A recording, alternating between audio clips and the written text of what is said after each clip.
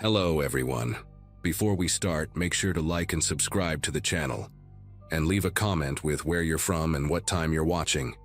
That way, YouTube will keep showing you stories just like this one.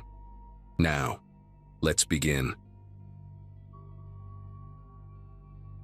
Anyone who has ever lived in a quiet neighborhood knows how much you take the silence for granted. My little house on Birchwood Lane sat at the end of a cul-de-sac in rural Ohio, the kind of place where people wave from their porches and nobody locks their doors.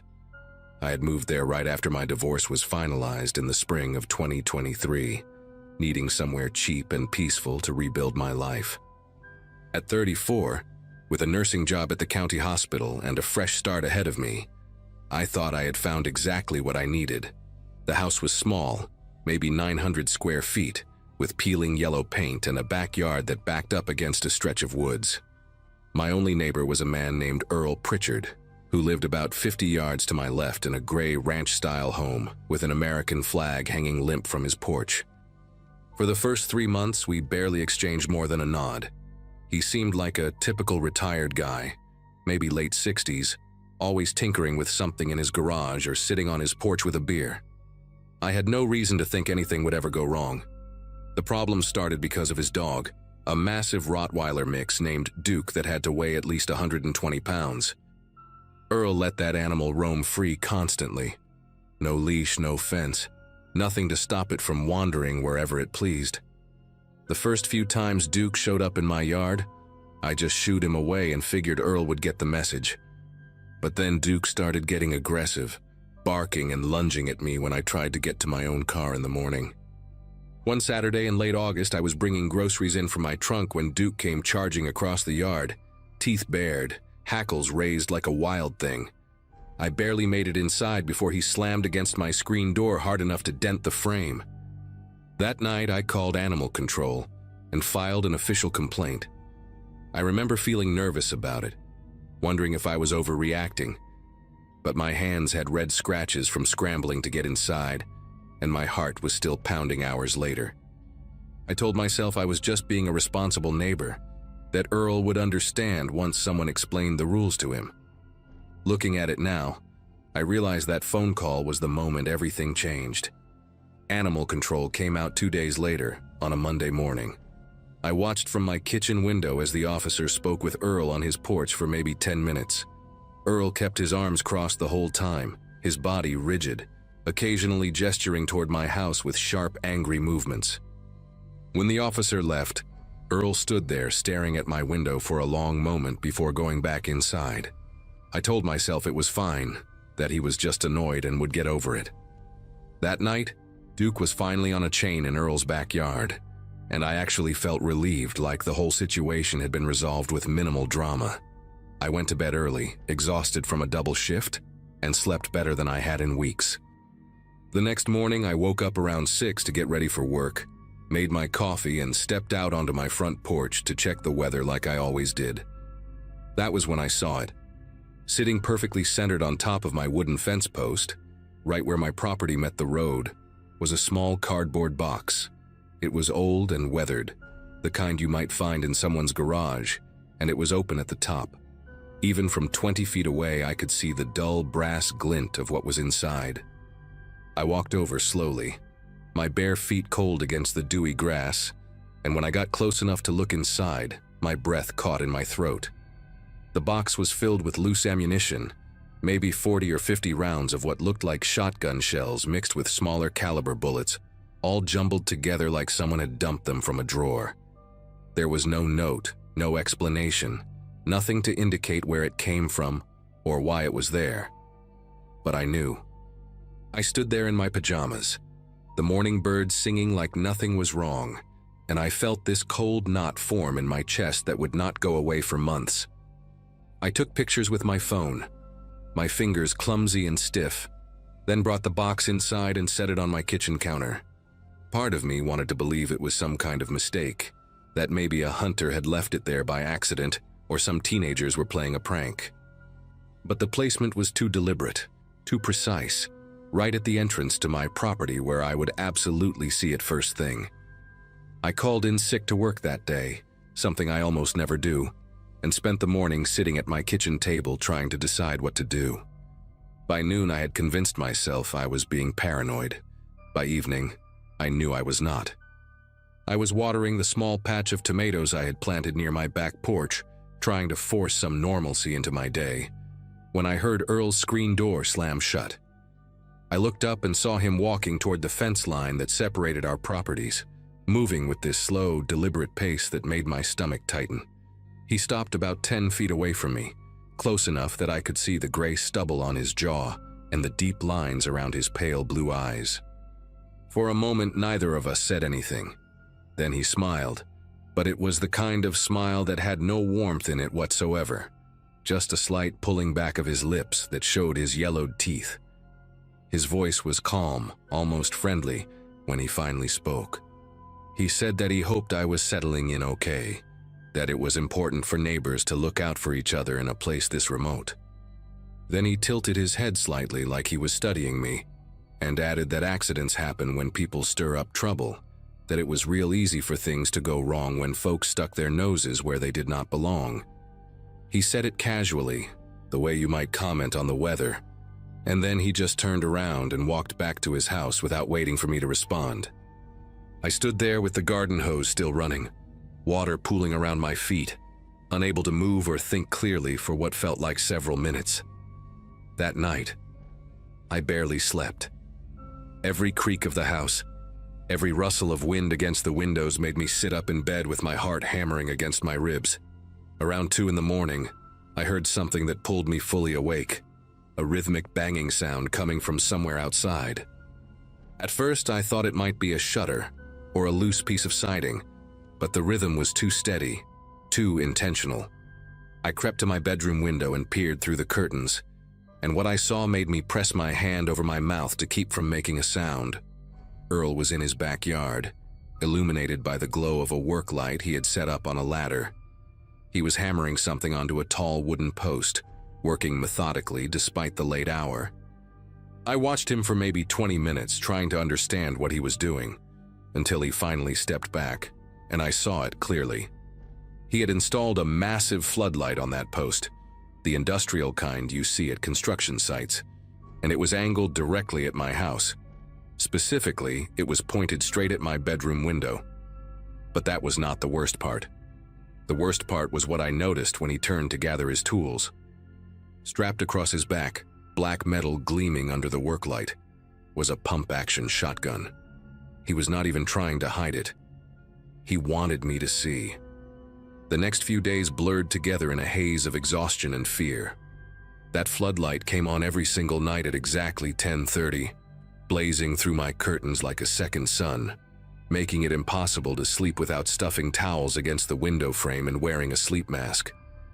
I bought blackout curtains from the hardware store in town, but even those could not fully block the intensity of that light. It was like living inside a fishbowl, knowing that at any moment he could be out there watching, that shotgun probably within arm's reach.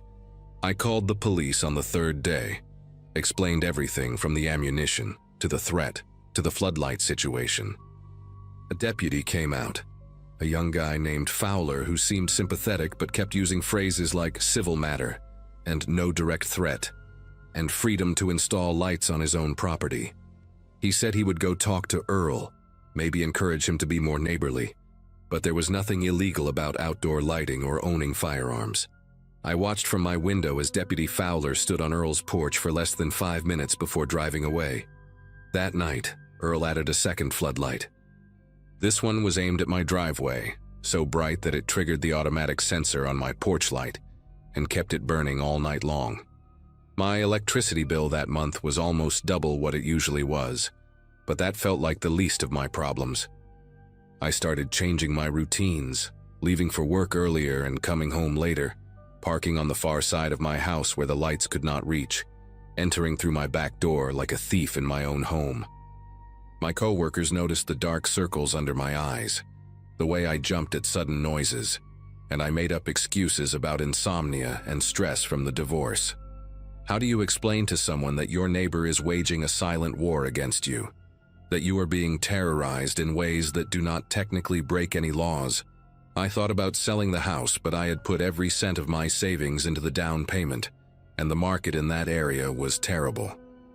I thought about confronting Earl directly, maybe appealing to whatever humanity might still exist in him, but every time I considered it, I remembered that cold smile and those words about accidents happening. One Thursday evening, I came home from a 12-hour shift to find a dead rabbit on my front steps. Its neck was clearly broken, the body still warm, and it had been placed right in front of my door with its glassy eyes staring up at the sky. There was no way to prove Earl had put it there. There was no way to prove anything. I buried the rabbit in my backyard with shaking hands and cried for the first time since this whole nightmare began. Not just from fear, but from the overwhelming helplessness of being trapped in a situation with no visible way out. 2 weeks passed in that same terrible pattern, the lights blazing every night, Earl appearing on his porch whenever I stepped outside, always with that shotgun cradled in his arms or propped against the railing within easy reach. He never said another word to me after that first warning, never needed to. His presence alone was the message, constant and suffocating, a reminder that he was watching and waiting for something I could not quite name. I installed security cameras, 4 of them covering every angle of my property, and started keeping a detailed log of every incident with dates and times and photographs.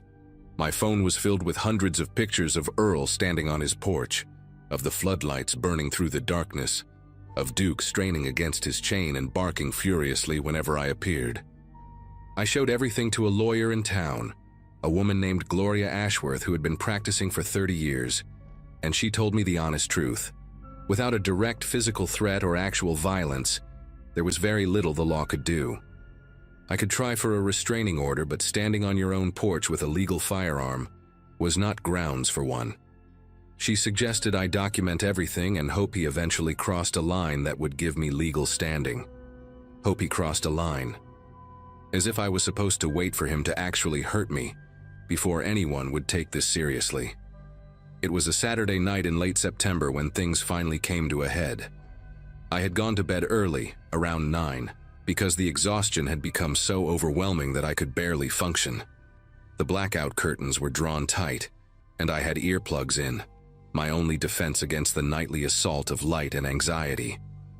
I do not know what time it was when the sound cut through my sleep, but I will never forget the way it felt to be ripped awake by the unmistakable crack of a gunshot.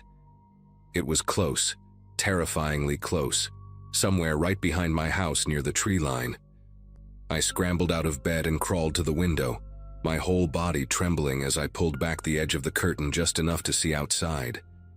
The floodlights were on, painting everything in a harsh white light, and I could see Earl walking slowly back toward his house from the direction of my property line. The shotgun was in his hands, barrel pointed at the ground, and even from that distance I could see the faint wisp of smoke curling from the muzzle. He walked calmly, unhurried, like a man who had just finished a routine chore. When he reached his porch, he turned and looked directly at my window, and even though I knew he probably could not see me through the curtains, I felt completely exposed. He stood there for a long moment, then went inside and shut off the floodlights, plunging everything into darkness. I called 911 with fingers so unsteady I had to dial twice. 2 deputies arrived within 20 minutes, different ones this time, an older man named Sergeant Hartley and a younger woman whose name I never caught. I told them everything, the whole story from the beginning, my voice cracking as I led them around back with a flashlight to show them where I thought the shot had come from. Sergeant Hartley found it almost immediately, a splintered hole in the wooden door of my garden shed, the edges still fresh and pale against the weathered gray paint. He dug the slug out with a pocket knife while his partner took photographs, and he confirmed it was from a 12-gauge shotgun, same type Earl carried openly every single day. But when they went to talk to Earl, he denied everything. Said he had been inside all night watching television, said he had not fired his weapon in weeks, said maybe someone else had come through the woods and taken a shot at a coyote or a deer. The deputies searched his property with his permission and found nothing incriminating. No spent shell casings, no recently fired weapon that they could test. Earl had clearly cleaned the shotgun and disposed of any evidence before they arrived. Sergeant Hartley told me he believed me, that he could see the pattern of harassment in everything I had documented, but believing and proving were two different things. Without witnesses or physical evidence linking Earl to the shot, there was nothing they could charge him with. He suggested I consider staying somewhere else for a while, maybe with family or friends, until things cooled down. I almost laughed at that. Things were never going to cool down. Earl had made that perfectly clear. The next morning I did something I probably should have done weeks earlier. I called my older brother Vincent, who lived about 4 hours away in Pennsylvania, and told him everything. He drove down that same day with his truck already loaded with boxes, and by sunset, we had packed up everything I owned and loaded it into a rental trailer. I did not bother trying to sell the house through normal channels. I contacted a company that buys properties fast for cash, took a loss of almost $40,000, and signed the papers 3 days later. It felt like surrender, like Earl had won, and in a way I suppose he had. But I also knew that staying there meant waiting for something worse to happen, something that might not leave me alive to file another police report. The last time I saw Earl Pritchard, he was standing on his porch with that shotgun resting against his shoulder, watching Vincent and me load the final boxes into the truck. He did not say a word, did not wave or smile or make any gesture at all.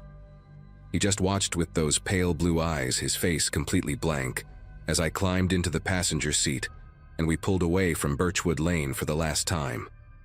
I moved in with Vincent and his wife temporarily, found a new nursing job 2 months later, and eventually bought a small condo in a busy suburb, where my neighbors are separated by walls and I can hear the comforting sounds of traffic at night. I still check the locks 3 times before bed. I still flinch at loud noises. And sometimes when I close my eyes, I can still see that wisp of smoke curling from the barrel of his gun and feel his gaze fixed on my window through the darkness.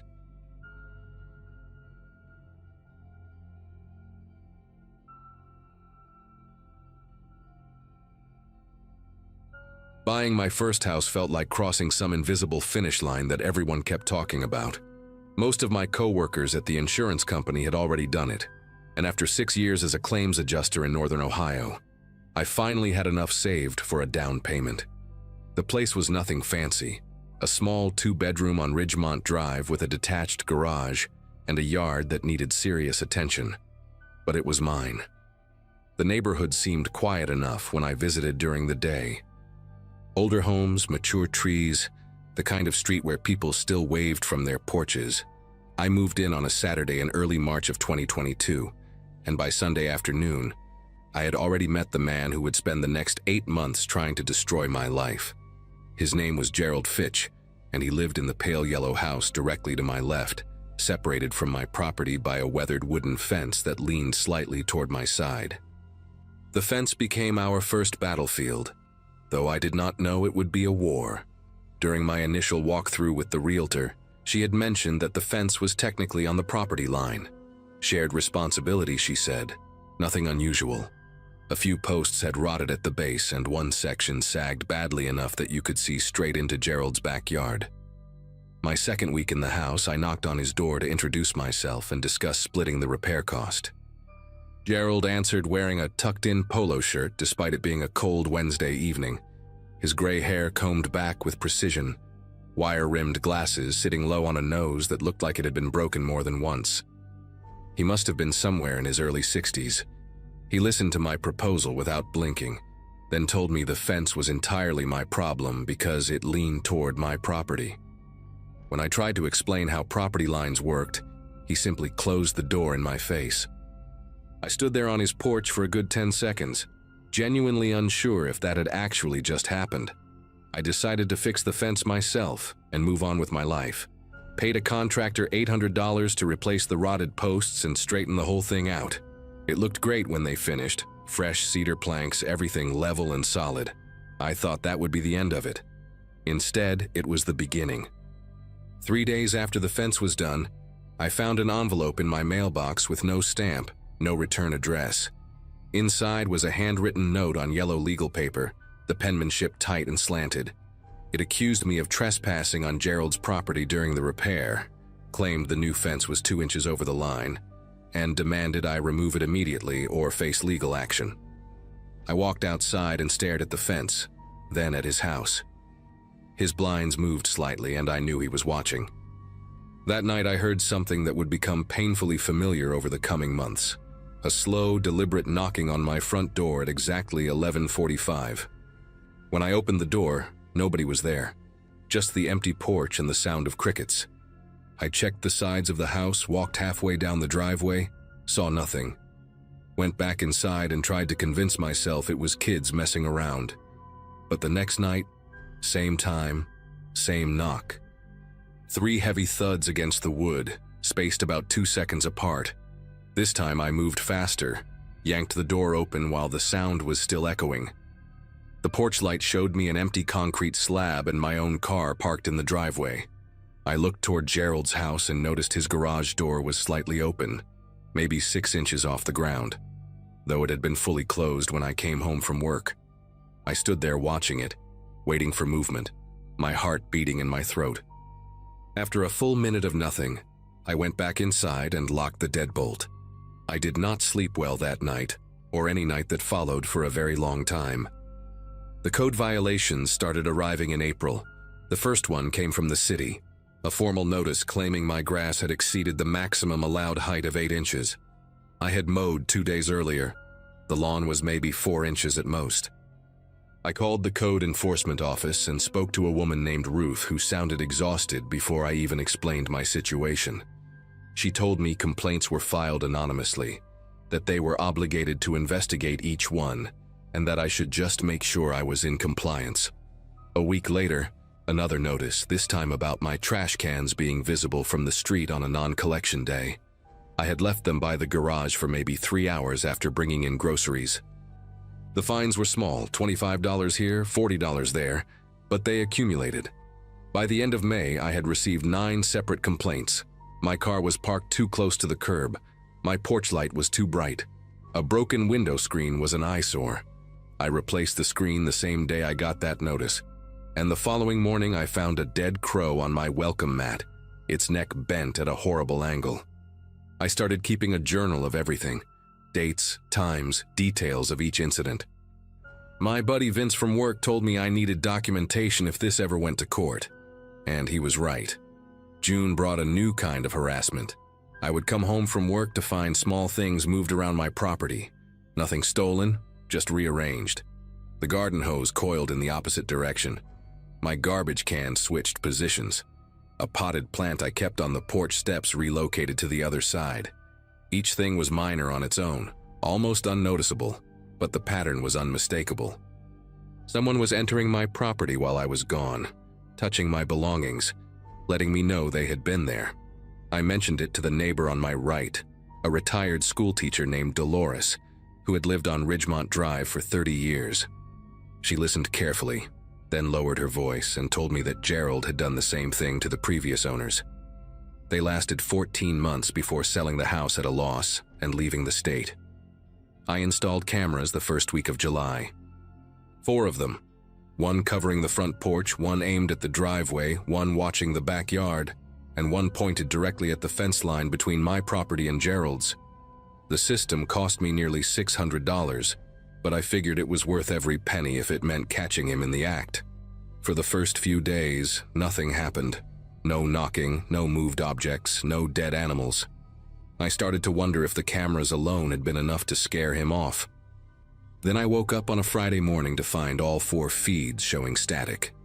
I went outside in my bathrobe, coffee still in hand, and discovered that someone had cut the wiring on every single camera. Clean cuts, precise, clearly done with wire cutters or a sharp blade. The cables ran along the exterior walls of my house, tucked against the siding, and whoever did this had taken their time. They had climbed onto my roof to reach the backyard camera. I called the police and filed a report. The officer who showed up was polite but uninterested. He wrote down what I told him, glanced at Gerald's house once, then explained that without footage of the actual vandalism, there was nothing they could do. That same weekend, I found the first nail behind my tire. It was a 3-inch framing nail, the kind you buy in bulk at hardware stores, positioned perfectly behind my rear driver's side wheel. If I had backed out without looking, it would have punctured the tire within seconds. I photographed it, added it to my journal, and started checking my car every morning before work. Over the next 3 weeks, I found 7 more nails in various spots around my vehicle. Behind tires, under the car, once balanced on top of my windshield wiper like a message. I bought a cheap dash cam that recorded to an internal memory card, hoping to catch something, but the angle only covered what was directly in front of the car. Meanwhile, the nighttime knocking returned. Always between 11:30 and midnight, always 3 slow thuds, always nobody there when I opened the door. I started sleeping with a baseball bat next to my bed. My appetite disappeared. I lost 12 pounds in 6 weeks and had to punch a new hole in my belt just to keep my pants up. The message appeared on a Monday in late August. I had taken the day off work to deal with some paperwork and spent most of the morning inside with the blinds closed, trying to ignore the fact that I could feel Gerald watching my house from his windows. Around 2 in the afternoon, I went out to check the mail and decided to walk along the fence line to see if there was any new damage. That was when I saw it. Carved into the wood on my side of the fence, directly facing my bedroom window, were 4 words that stopped me cold. Move or bleed. The letters were deep, gouged into the cedar with something sharp, each one about 6 inches tall. The wood shavings were still fresh on the ground, pale and curled like tiny bones. He had done this recently, probably while I was inside, maybe even while I was eating lunch 10 feet away. I took pictures from every angle, my hands trembling so badly that half the shots came out blurred. Then I called the police again and waited 45 minutes for a cruiser to show up. The officer this time was different from the first one. Younger, with a shaved head and a bored expression that never changed no matter what I showed him. He looked at the carving, took a few notes, and asked if I had any proof that my neighbor had done it. I explained the history, the complaints, the cameras, the nails, all of it. He nodded slowly and said this sounded like a civil dispute, that I should consider talking to a lawyer about a restraining order. When I pointed out that the message was clearly a threat, he shrugged and said it could be interpreted different ways. Maybe it was a warning about something else entirely. Maybe someone was playing a prank. I asked him what possible interpretation of move or bleed was not threatening, and he just told me to call if anything else happened. I watched him drive away and felt something shift inside me. The police were not going to help. The city did not care. I was completely alone in this, and Gerald knew it. That night, I saw him standing in his backyard for the first time since this all began. He was perfectly still, facing my house, holding what looked like a long metal pipe in his right hand. We stared at each other across the fence for what must have been 5 minutes. Then he smiled, turned around, and walked back inside. I spent the next 2 weeks preparing for something I hoped would never come. Bought new cameras, this time wireless ones that uploaded directly to a cloud server. No wires to cut. Installed motion sensor floodlights on every corner of the house. Replaced the locks on all my doors with heavy-duty deadbolts, and added a security bar to the sliding glass door in the back. I also did something I never thought I would do. I bought a gun. A 9mm handgun from a shop 20 miles outside of town, along with a box of ammunition and 3 hours of lessons at their indoor range. I hated the weight of it in my hand, hated what it represented, but I hated the idea of being defenseless even more. Vince helped me file for a restraining order, and we gathered every piece of documentation I had collected since March.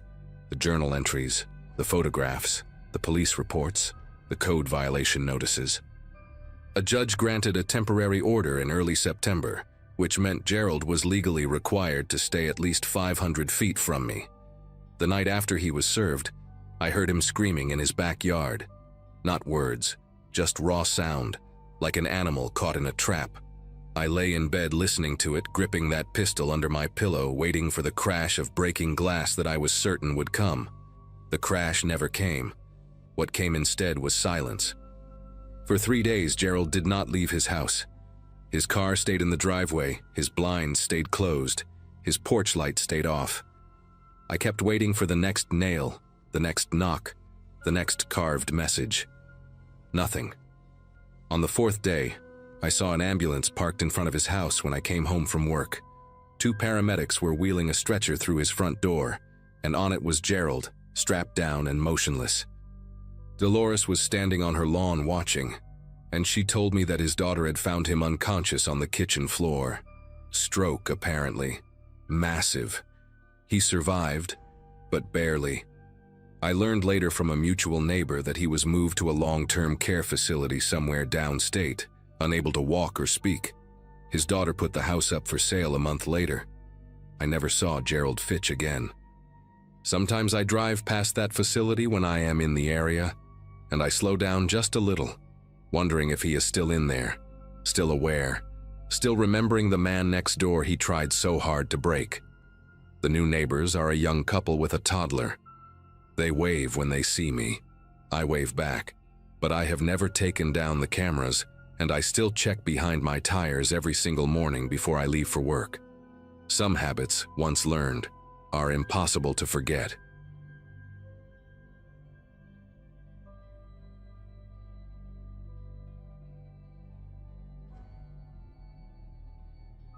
Nobody warns you about the smell of old apartment buildings until you are already signing the lease. That was my situation in early March of 2023, standing in the cramped office of the Belmont Gardens complex in Columbus, Ohio, handing over my deposit check to a woman named Faye, who had inch-long acrylic nails painted with tiny American flags. I had just turned 26 the week before, celebrating alone with a cupcake from the grocery store, because everyone I knew still lived back in Michigan, and I had taken this accounting job specifically to get away from my ex-fiancé and his new girlfriend. The apartment was Unit 4C on the top floor of a 5-story building constructed sometime in the 1960s, with those textured ceilings that look like popcorn and radiators that clang like someone is trapped inside them. Faye told me the place had good bones, whatever that means, and that most tenants stayed for years. She also mentioned the man in 4B had been there the longest, almost a decade, and kept to himself, which she framed as a positive.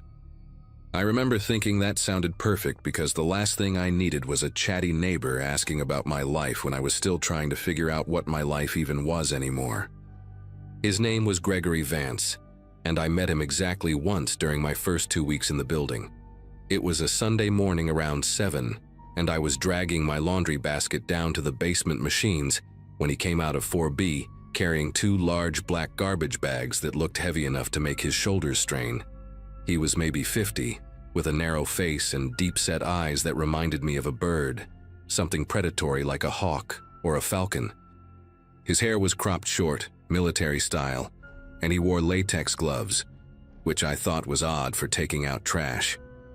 I said good morning, and he responded with a sound that was not quite a word, more like an acknowledgement that I existed, before heading toward the back stairwell that led to the parking lot. What stuck with me was not his unfriendliness. Plenty of people are not morning people, but the smell that followed him down the hallway. It was sharp and chemical, like industrial cleaning solution, but underneath it was something else, something rotten that the chemicals were trying to mask. I told myself he probably had a cat that had an accident, or maybe he was cleaning out old food from his fridge. Normal explanations for abnormal smells, the kind of logic you use when you do not want to think too hard about your neighbors. The smell became a constant presence over the following weeks, drifting through the heating vent that connected our 2 units. My bedroom shared a wall with what I assumed was his living room, and the vent sat low near the baseboard, a rectangular metal grate that had been painted over so many times the screws were practically sealed shut. Some nights the odor was barely noticeable, just a faint whiff of bleach when the heat kicked on. Other nights it was so strong I had to sleep with my window cracked open, even when the temperature dropped into the 30s. I bought 3 different air fresheners, lavender, vanilla, something called Ocean Breeze that smelled nothing like any ocean I had ever visited, and lined them up on my dresser like soldiers defending against an invisible enemy. My coworker Jill suggested I complain to management, but I kept putting it off because I did not want to be that neighbor, the one who causes problems before she has even been there a full month. Besides, Faye had made it clear during the lease signing that Gregory Vance was a model tenant who always paid on time and never caused issues.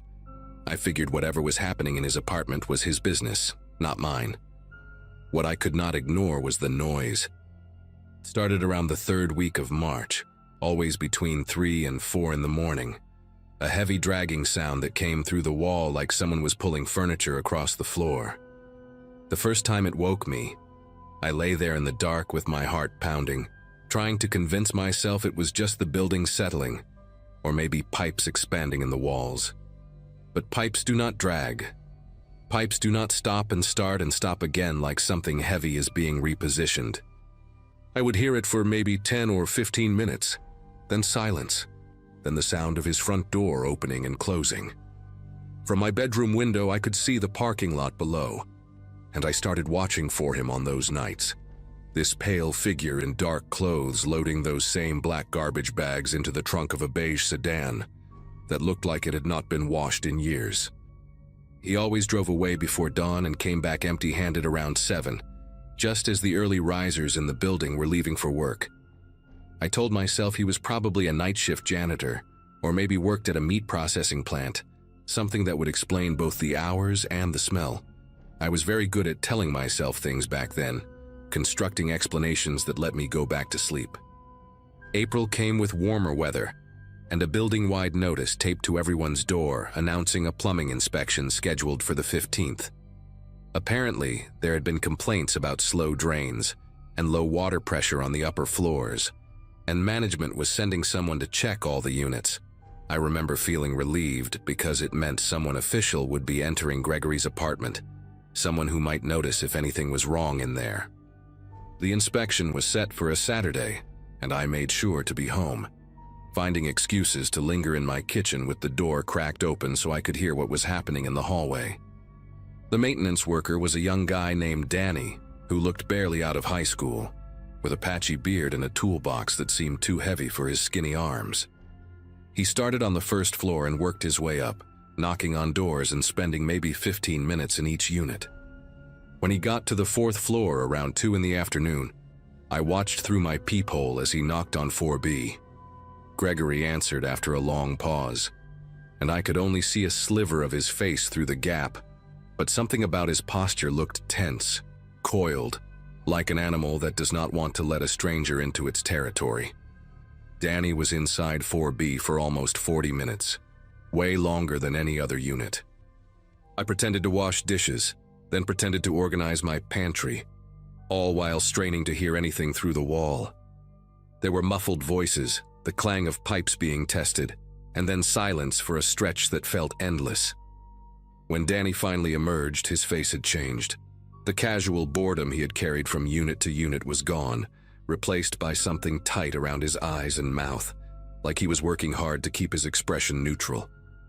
He knocked on my door next, and when I let him in, his hands were not quite steady as he checked my bathroom sink and shower drain. I asked him if everything was okay, trying to sound casual, and he gave me this look that I still think about sometimes. A look that said he wanted to tell me something but could not find the words, or maybe did not have the authority. What he actually said was that the building had some older pipes that needed attention, nothing urgent. But as he was packing up his tools, he muttered something under his breath that I almost missed. He said, "That guy next door, his drain, there was something in it." I asked him what he meant, and he just shook his head and said it was probably nothing, probably just rust or old residue. But the way he said probably made it sound like he did not believe it himself. That night I could not sleep. I lay in bed staring at the ceiling, listening to every creak and groan of the old building, hyper-aware of the walls separating me from 4B. Around 1 in the morning, I heard Gregory's door open and close, followed by his footsteps heading toward the back stairwell. I got up and went to my window, pulling the curtain aside just enough to see the parking lot. There he was, same dark clothes, same hunched posture, loading not 1 but 3 garbage bags into his trunk. They looked heavier than usual, and he struggled with the last one, having to shift his grip twice before he could swing it into the car.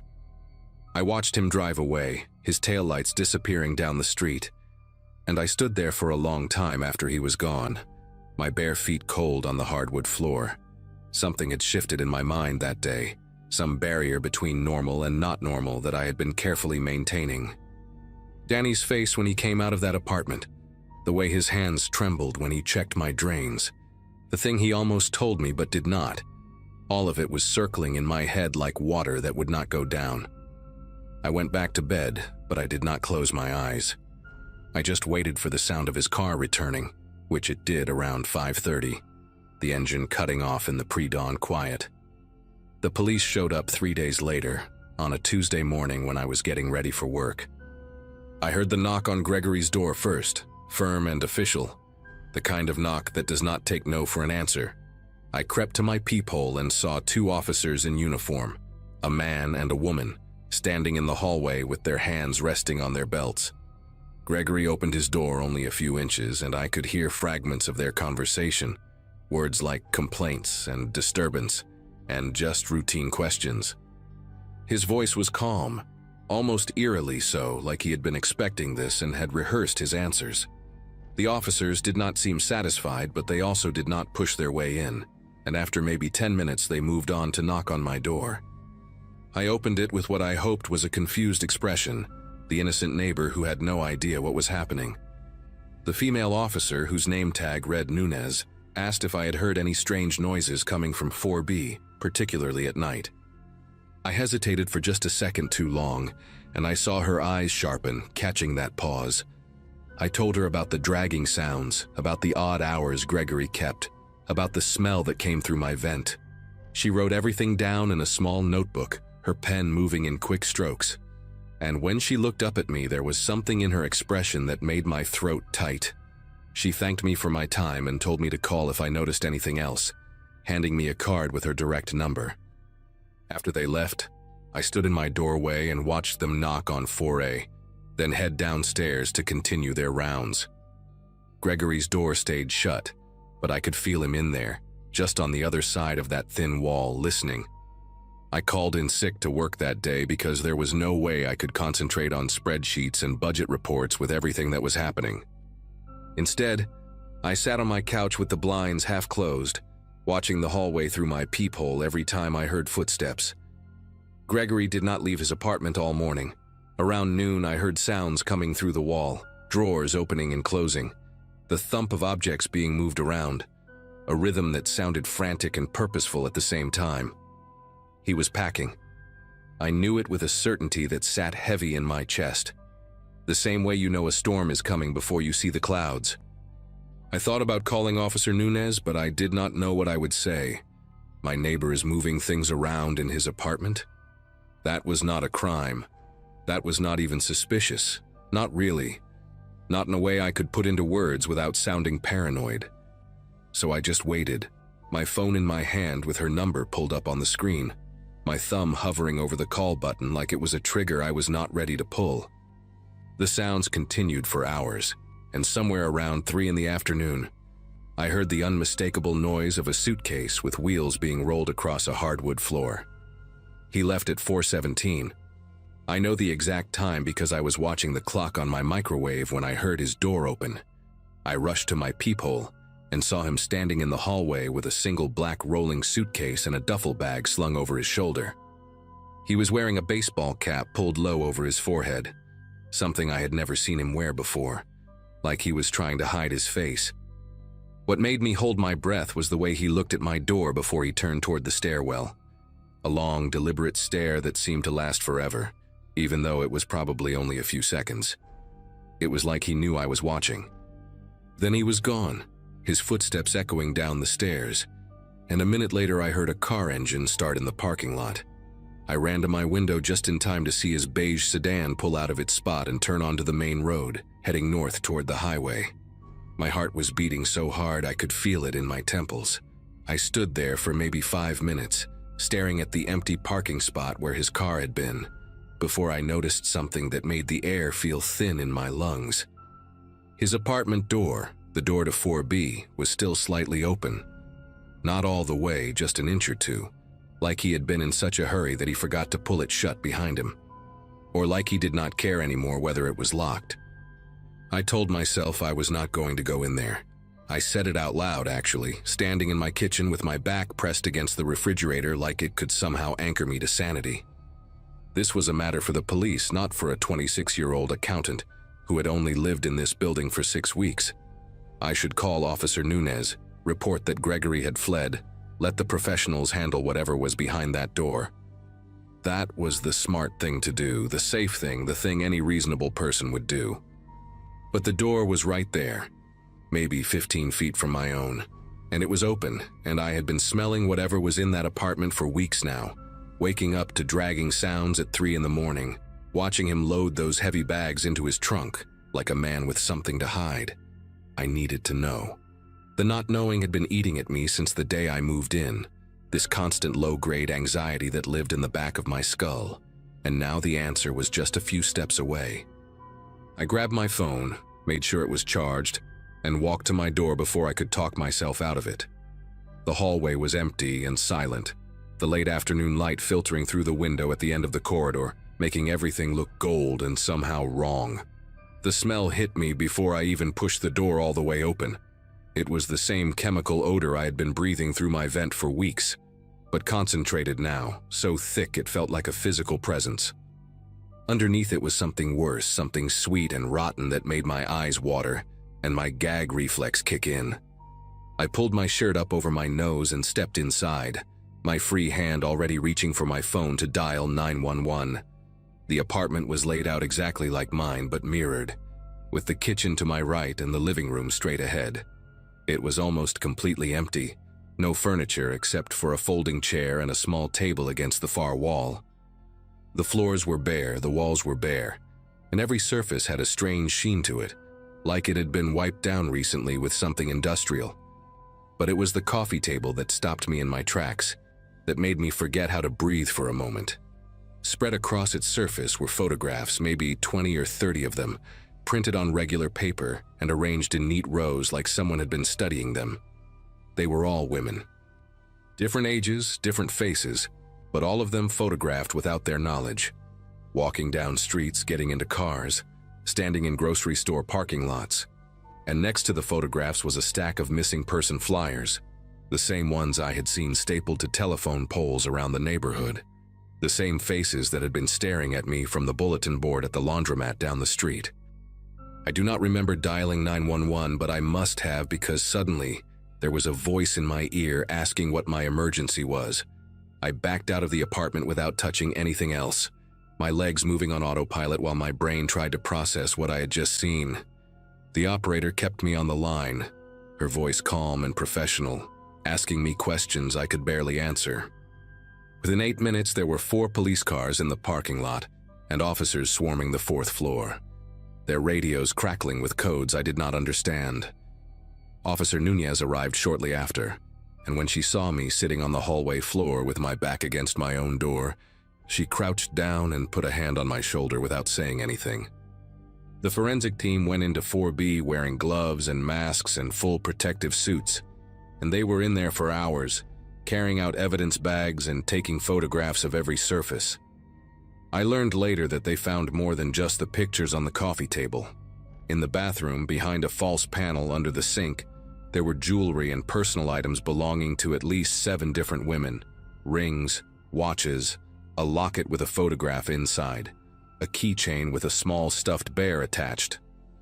The drain that Danny had inspected contained traces of human blood, enough to confirm that something terrible had happened in that apartment, probably more than once. Gregory Vance was arrested 4 days later at a motel outside of Indianapolis, about 3 hours from Columbus. The news coverage was relentless for weeks. Reporters camped outside our building, neighbors I had never spoken to suddenly giving interviews about the quiet man in 4B who always kept to himself.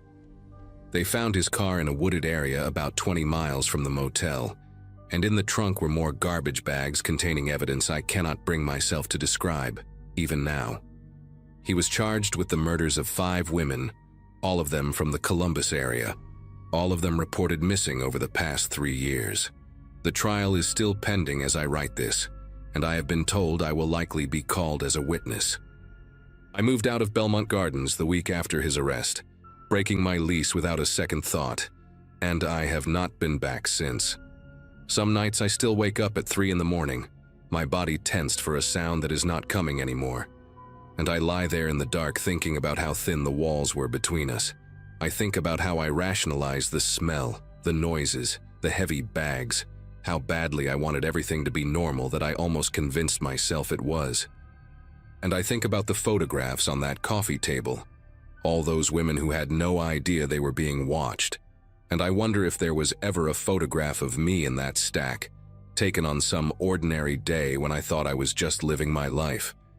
I will probably never know the answer to that question, and maybe that is for the best.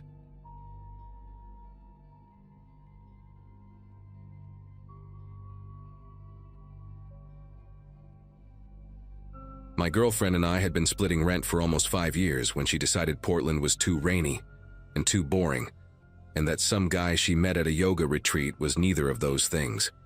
So there I was, 10 years out of high school, signing a lease on a small 2-bedroom house in a quiet neighborhood outside of Charlotte, North Carolina.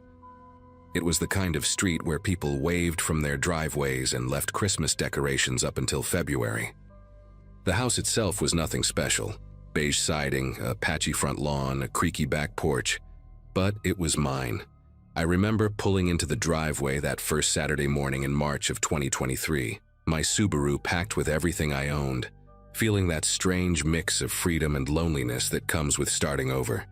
The moving truck was supposed to arrive by noon, and I was already sweating through my shirt trying to haul boxes from my car when I heard someone call out from the yard next door. His name was Leonard Marsh, and he came jogging over before I even had a chance to set down the box I was carrying. He looked to be somewhere in his mid-50s, with thinning gray hair combed neatly to one side, and the kind of pale blue eyes that seemed just a little too focused when he looked at you. He was wearing khaki shorts and a tucked-in polo shirt despite the fact that it was barely 60 degrees outside. Leonard shook my hand firmly, maybe a beat too long, and told me how glad he was to finally have someone in the house. Said it had been empty for almost 8 months, and that empty houses attracted the wrong kind of attention. He offered to help me unload, and before I could politely decline, he was already grabbing a box from my trunk. I remember thinking he was just one of those overly friendly neighbor types, the kind who brings casseroles and knows everyone's business. He carried 3 boxes inside, commented on how the previous owner had left the place in decent shape, and told me to knock on his door if I ever needed anything. Anything at all, he said. He repeated that last part twice. The first few weeks went by without incident, and I started to settle into a routine. I worked as a software tester for a company downtown, which meant leaving around 7:30 in the morning and getting back around 6 most evenings. Leonard seemed to have a sixth sense for when I was coming or going. Every single time I pulled into the driveway, he would appear, sometimes from his garage, sometimes from his front porch, sometimes just walking down his lawn like he had been waiting there. He always had something to say, how the mailman had left a package by my side gate, how he noticed my kitchen light was on all night, how the lawn service had come by but I might want to talk to them about the edging near the fence. I thanked him each time, smiled politely, and hurried inside. My buddy Cole, who I had known since college, came over one Friday night to watch basketball, and when I mentioned Leonard, Cole just laughed and said I had won the lottery. A neighbor who actually paid attention was rare these days. I wanted to believe that, I really did. It was maybe 3 weeks after I moved in when the small things started adding up. I came home one Wednesday to find an Amazon package sitting on my kitchen counter instead of on the front porch where it should have been. I stood there staring at it for a good minute, trying to remember if I had left the door unlocked, if maybe the delivery driver had some special instruction I forgot about. Then my phone buzzed with a text from Leonard. Saw the delivery guy leave your package outside, didn't want it to get stolen, so I brought it in for you. Hope that's okay. I had never given Leonard a key. I had never told him he could enter my house. I typed back a quick thanks, but my fingers hovered over the keyboard for a long time before I hit send. That night, I walked through every room checking the windows, checking the back door, trying to find any sign of how he had gotten in. Everything was locked. Everything was exactly as I had left it, except for that box sitting on my counter like it belonged there. I told myself I was overreacting. Maybe the previous tenant had given him a spare key and he just never mentioned it. Maybe he had a locksmith friend, or knew some trick with old doorknobs. I even called my landlord, a woman named Georgina, who lived 2 hours away in Raleigh, and asked if she had ever given a key to anyone in the neighborhood. She said no, sounded confused by the question, and reminded me that the locks had been changed before I moved in. That should have made me feel better. It did not. The following Saturday, Leonard knocked on my door around noon holding a casserole dish covered in aluminum foil. He said his wife Patty had made too much lasagna and thought I might want some since I was living alone and probably not eating right. I took the dish and thanked him, and he just stood there in my doorway, leaning slightly to the left like he was trying to see past me into the living room. He asked if I had finished unpacking yet, if I had set up the spare bedroom, if I was thinking about getting a dog for company. Each question felt like a probe, like he was fishing for information. I answered vaguely and said I had to get back to cleaning, and he nodded slowly before turning to leave. Right before he stepped off the porch, he looked back and said, "You know, your living room would look a lot less empty if you moved that TV stand to the wall by the window. Better light that way." I had not invited Leonard inside since moving day. I had not shown him the living room. I had not discussed furniture placement or where I kept my television. Yet he described the exact layout of my space like he had been standing in it recently, like he had walked through and taken notes. I closed the door and locked it, then stood with my back against it, heart pounding in my ears. The lasagna sat on the counter untouched. I threw it away that night, dish and all, and felt guilty about it for reasons I could not explain. The next morning, I went to the hardware store and bought a chain lock for the front door and a sliding bolt for the back. The guy at the register asked if I was having trouble with break-ins, and I just shrugged and said I wanted to be careful. When I got home, Leonard was in his front yard trimming hedges that did not need trimming, and he watched me carry the bag inside without saying a word. His expression was neutral, almost pleasant, but his eyes tracked me the entire way from my car to my door. That night, I slept with the bedroom door locked for the first time since I was a kid afraid of monsters. Only now, the monster lived 30 feet away and knew exactly what was inside my house. 2 days passed without any contact from Leonard, and I started to wonder if maybe I had imagined the whole thing, if the stress of the move and the breakup had turned me paranoid. Then I came home on a Thursday evening and found my front door cracked open about 2 inches. I stood on the porch for a long moment, keys still in my hand, listening for any sound from inside. Nothing. Just the hum of the refrigerator and the distant bark of a dog somewhere down the street. I pushed the door open slowly and stepped inside, checking every room, every closet, every shadow. The house was empty. Nothing was missing, nothing was disturbed, but the chain lock I had installed, the one I had fastened that very morning, was hanging loose. The screws pulled clean out of the frame like someone had yanked it with force. I called Cole and asked him to come over, and he sat with me while I filed a police report. The officer who showed up was a young guy named Reeves, polite but clearly skeptical.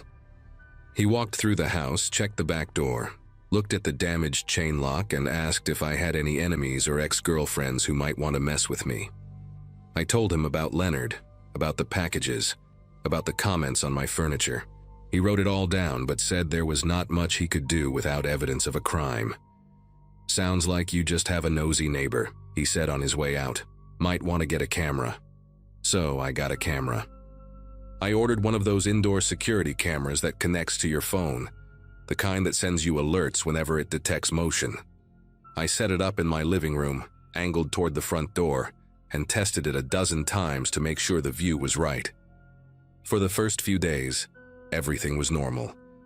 I would check the app during my lunch break and see an empty room, the same couch, the same TV stand, the same afternoon light filtering through the blinds. I started to relax a little. Maybe Officer Reeves was right. Maybe Leonard was just a lonely old man with boundary issues, and I was letting my imagination run wild. Then Friday came. I remember the exact moment because I was in a meeting at work, my phone buzzing in my pocket with a motion alert. I ignored it at first, figured it was just a shadow or a car passing by outside. But then another alert came, and another. I excused myself and stepped into the hallway, opening the app with a growing sense of dread. The camera feed showed my living room, just like always, except the lens was pointed straight down at the floor. Someone had turned it. Someone had been inside my house, seen the camera, and deliberately angled it away so it would not record them. The timestamp said 2:47 in the afternoon, right in the middle of the workday, right when Leonard knew I would be gone. I left work early that day, telling my manager I had a family emergency. When I pulled into my driveway, Leonard was sitting on his front porch in a wicker chair, a glass of iced tea in his hand, watching me like he had been expecting me. I did not wave. I did not acknowledge him. I went straight inside and locked every door, then walked through the house looking for anything out of place. The camera was exactly as the app had shown, tilted down, pointing at nothing but hardwood floor. But this time, there was something else. Muddy footprints. A trail of them leading from the back door through the kitchen and into the living room, then back the same way. The mud was still damp, reddish-brown, the kind of clay soil you find in backyards around here after a good rain. It had rained the night before. I followed the prints to the back door and saw that the sliding bolt I had installed was still in place, still locked from the inside.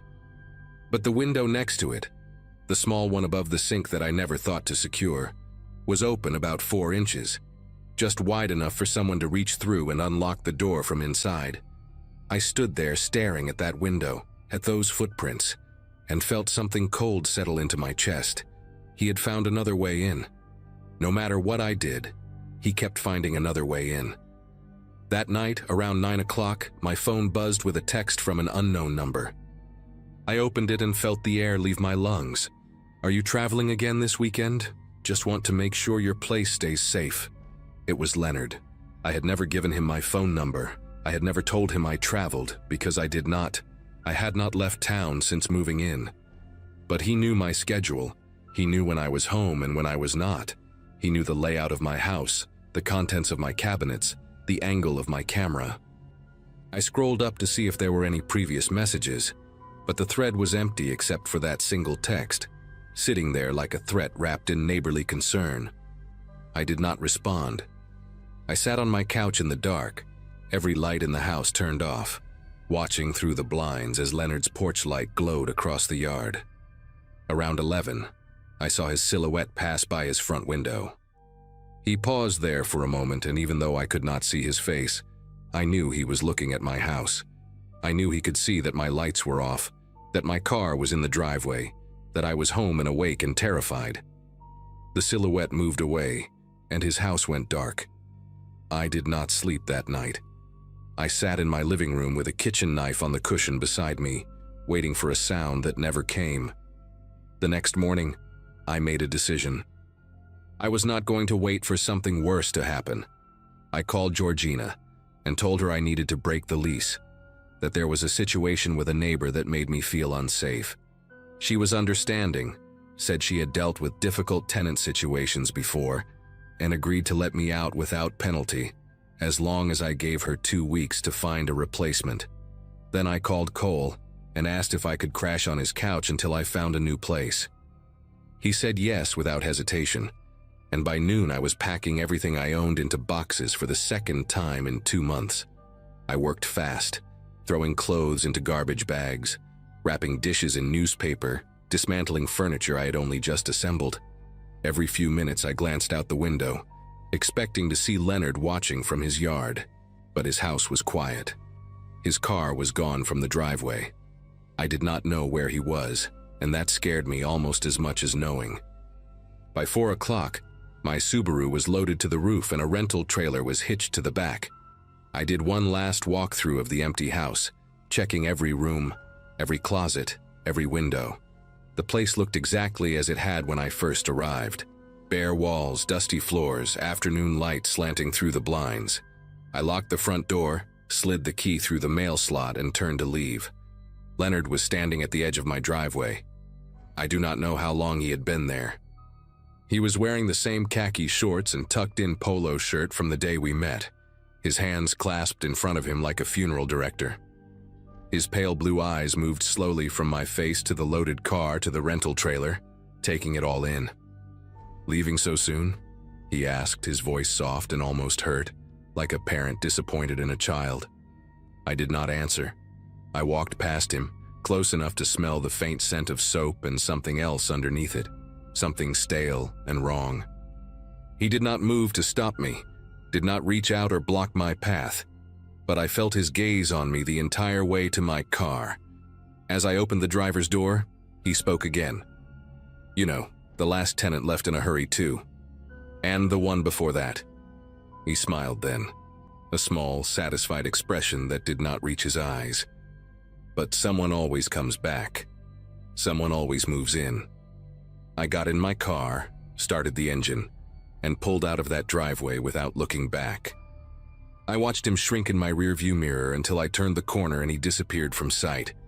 That was 8 months ago. I live on the other side of Charlotte now, in an apartment complex with security cameras in the hallways and neighbors I have never spoken to. Sometimes, late at night, I still think about that house on Waverly Court. I think about Leonard Marsh and his wife Patty and that casserole dish I threw away. I think about the muddy footprints and the tilted camera and the text message asking if I was traveling.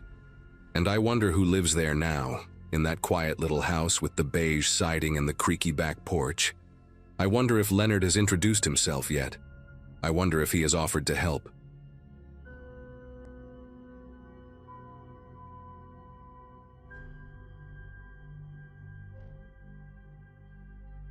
Chester was the kind of dog who made strangers smile on the sidewalk.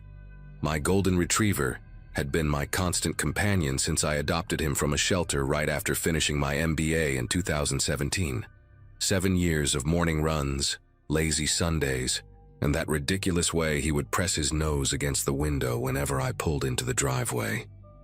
I had moved to a quiet neighborhood in Northern Virginia about 2 years prior, a modest house on Fernwood Circle, with a decent-sized backyard and a wooden fence that gave Chester plenty of room to explore. Life was predictable in the best way. My job as a financial analyst kept me busy during the week, Chester kept me sane, and the neighbors mostly kept to themselves. That all changed on a Wednesday morning in early September 2024, when I let Chester out for his usual backyard routine and watched him sprint toward his favorite corner near the fence like he always did. I was standing at the kitchen counter, pouring my second cup of coffee, when I heard a sound I had never heard before. It was somewhere between a whimper and a gag, this awful wet noise that made me abandon my mug mid-pour and rush to the back door. Chester was near the fence line, his whole body convulsing, foam gathering at the corners of his mouth. His legs buckled beneath him and he collapsed onto his side, still making that horrible gurgling sound while his paws scraped uselessly against the grass. I remember screaming his name as I ran across the yard, my bare feet slipping on the morning dew. When I reached him, his eyes were rolling back, showing too much white, and his breathing came in these rapid, shallow bursts that seemed to shake his entire frame. I scooped all 70 pounds of him into my arms without thinking, carried him through the house leaving a trail of saliva and grass, and somehow got him into my car. The emergency vet clinic was 12 minutes away. I made it in 7. The waiting room at Brookside Animal Emergency was a blur of fluorescent lights and antiseptic smell. A technician took Chester from my arms the moment I stumbled through the doors, and I stood there in the lobby with grass stains on my pajama pants and my hands still trembling from gripping the steering wheel so hard. They rushed him to the back, and I just kept staring at the swinging doors, trying to understand what had just happened. Chester had been perfectly fine the night before. We had played fetch in the backyard until the sun went down, and he had eaten his dinner with his usual enthusiasm. A vet named Dr. Holloway came out after what felt like hours, but was probably 40 minutes, her expression careful and controlled. She told me Chester was stable but critical. They had induced vomiting and started him on activated charcoal, but they needed to run more tests. Then she asked me a question that stopped me cold. Had Chester been exposed to any rat poison recently? I told her no, absolutely not. I had never used rat poison in my life. I did not even have a rodent problem. Dr. Holloway nodded slowly, then explained that the preliminary blood work showed signs of anticoagulant toxicity, the kind caused by rodenticides. But here was the strange part, she said. The absorption pattern suggested Chester had not ingested the poison by eating it directly. The concentration was too even, too widespread across his system. It was more consistent with dermal absorption, meaning the poison had likely been on his skin, his paws, maybe his belly, and he had absorbed it through prolonged contact. She asked if Chester had rolled around in anything unusual, any strange substances in the yard. I kept shaking my head, my mind racing through every inch of my backyard, trying to think of anything that could explain this. Dr. Holloway looked at me with this expression I will never forget, part concern, part something darker, and said quietly that in her 20 years of practice, she had only seen this pattern once before. Someone had deliberately sprinkled poison onto grass where a dog played. I drove home in a daze, my mind refusing to process what I had just heard. The idea that someone would intentionally hurt Chester seemed impossible, absurd even. He was the friendliest dog in the world. He had never bitten anyone, never jumped on strangers, never caused any problems. But as I pulled into my driveway and sat there with the engine running, a name kept surfacing in my thoughts, like something rotten floating up from deep water. Howard Lacey, my neighbor to the east, the one whose property shared that long wooden fence with my backyard. Howard had moved in about 8 months after I did, a man in his late 50s with a permanent scowl and a habit of watching everything that happened on the street from his front porch. From the very first week, he had made it clear that he did not like Chester. He complained about barking that did not exist. Chester barely made a sound unless someone rang the doorbell. He complained about the smell, about dog hair supposedly blowing into his yard, about property values being affected by that animal. I got out of the car and walked around to my backyard, my eyes scanning every inch of grass near the fence line. The morning sun was fully up now and the dew had mostly dried, but I got down on my hands and knees anyway, searching for anything unusual. And then I found them. Small blue pellets, maybe a dozen of them, scattered in a rough line about 2 feet from the base of the fence on my side. They were partially dissolved, some of them just blue smears in the dirt, but a few were still intact enough to see their shape, little compressed cylinders that looked exactly like the rat poison you see at hardware stores. My chest tightened as I stared at them, calculating the distance from the fence to where Chester liked to lie down in the shade every morning. This was his spot. Whoever did this knew exactly where to put it. I pulled out my phone and took pictures of everything, the pellets, the fence, the exact location, before carefully collecting what remained into a plastic bag. Then I stood up, looked at Howard Lacey's house rising just beyond the fence, and felt something cold settle into my gut. My first instinct was to march over there and confront him right then, but something held me back. I had no proof it was Howard, just a gut feeling and a history of petty complaints. If I accused him without evidence, he could deny everything, maybe even twist it around and make me look like the unstable neighbor harassing an innocent man.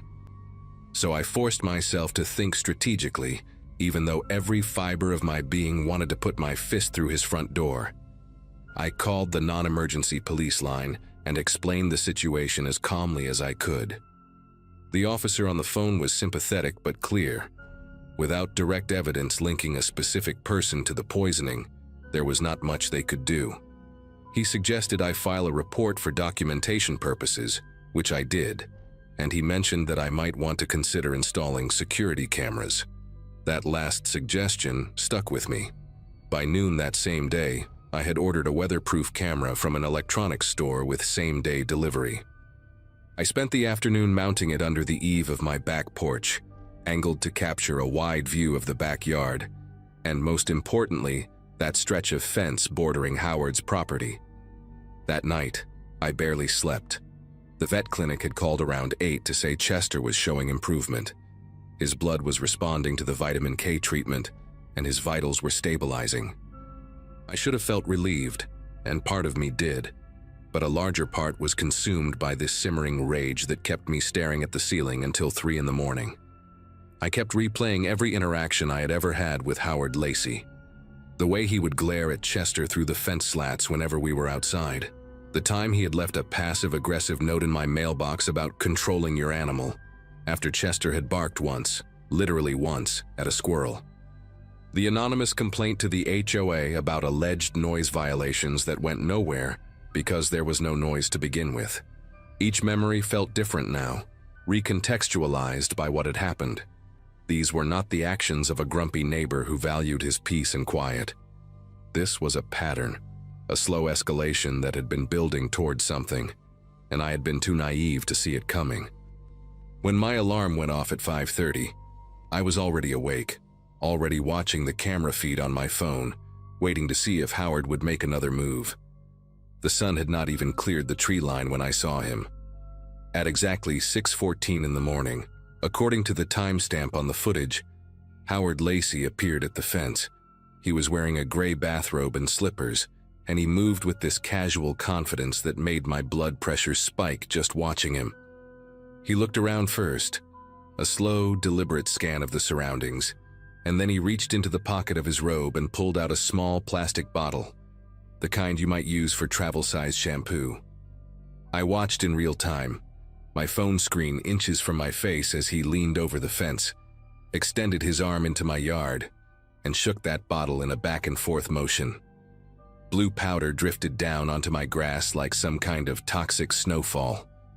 The whole thing took maybe 15 seconds.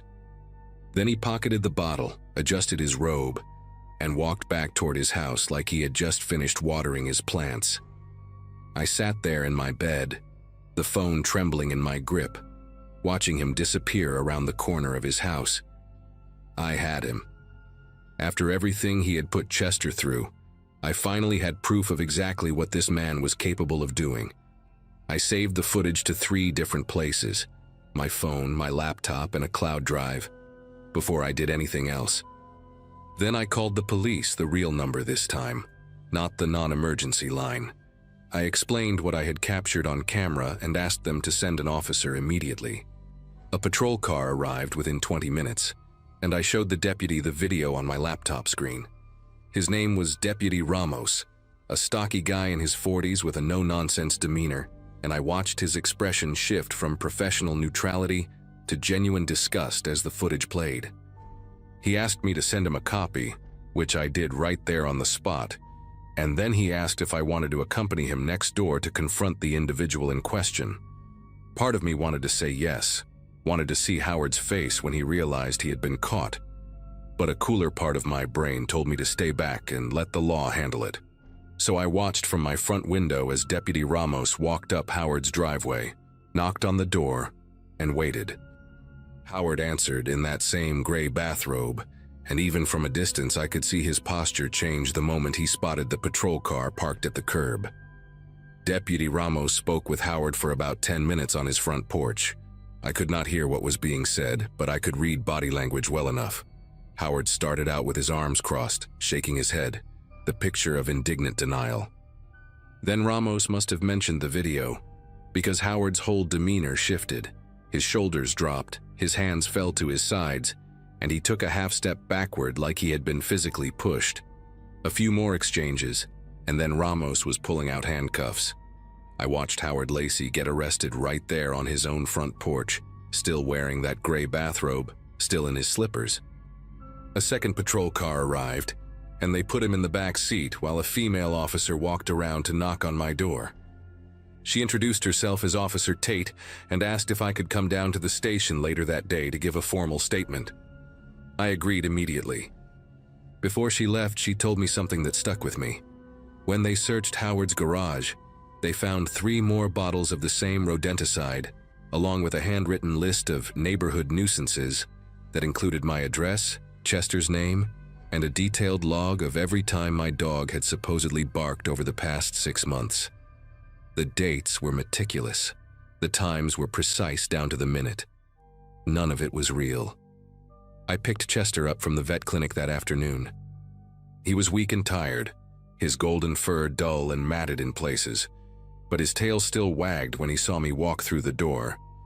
Dr. Holloway said he would need weeks of vitamin K supplements and regular blood tests to make sure his clotting factors returned to normal, but she expected a full recovery. I carried him to the car again, this time gently, and drove home with him curled up on a blanket in the back seat. When we pulled into the driveway, I just sat there for a moment looking at my house, looking at the fence that separated my yard from Howard's empty property. He had been charged with felony animal cruelty and criminal poisoning, and according to Officer Tate, he was looking at serious prison time given the premeditated nature of what he had done. His house went up for sale 2 months later. I never found out what happened to him after the trial. I made a conscious decision not to follow that story any further. What I do know is that Chester healed, slowly but completely. I installed 2 more cameras around the property and replaced that old wooden fence with a 6-foot privacy barrier that nobody could lean over. And every morning when I let Chester out into the backyard, I still watch him from the kitchen window until he comes back inside. Some habits you just never shake.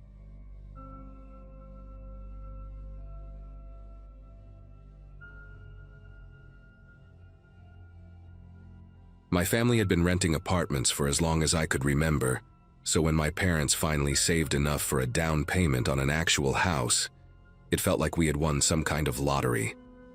I was 17 that summer, about to start my senior year, and the idea of having a backyard with a pool seemed almost unreal. We moved into a quiet neighborhood in a suburb outside of Denver, the kind of place where people waved at each other from their driveways and left their garage doors open during the day. The house was a split level with beige siding and a wooden deck that wrapped around to the back, overlooking a decent-sized yard, with an above-ground pool the previous owners had left behind.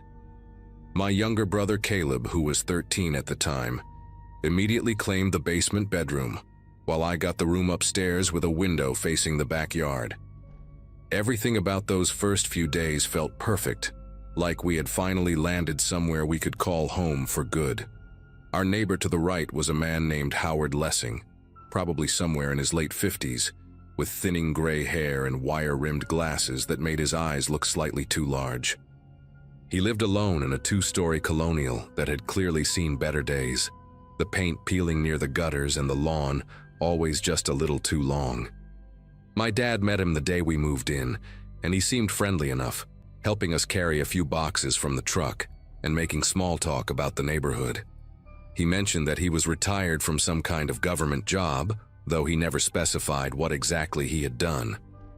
What I remember most from that first meeting was how he kept glancing toward me while talking to my parents, quick little looks that lasted maybe a second too long.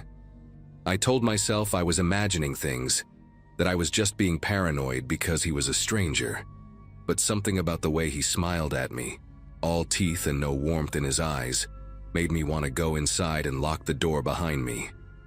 The first week passed without incident, and I started to relax into our new life. I spent most of my days either unpacking boxes or floating in the pool, trying to squeeze every bit of summer out of the remaining weeks before school started. The weather that July was relentless, hitting triple digits almost every afternoon, so the pool became my refuge. I would lay out on a towel on the deck, put in my earbuds, and just let the sun bake away all the stress of moving. It was during one of those lazy afternoons that I first noticed Howard on his back deck. He was standing near the railing with a large camera, one of those professional-looking ones with a massive lens attached to the front.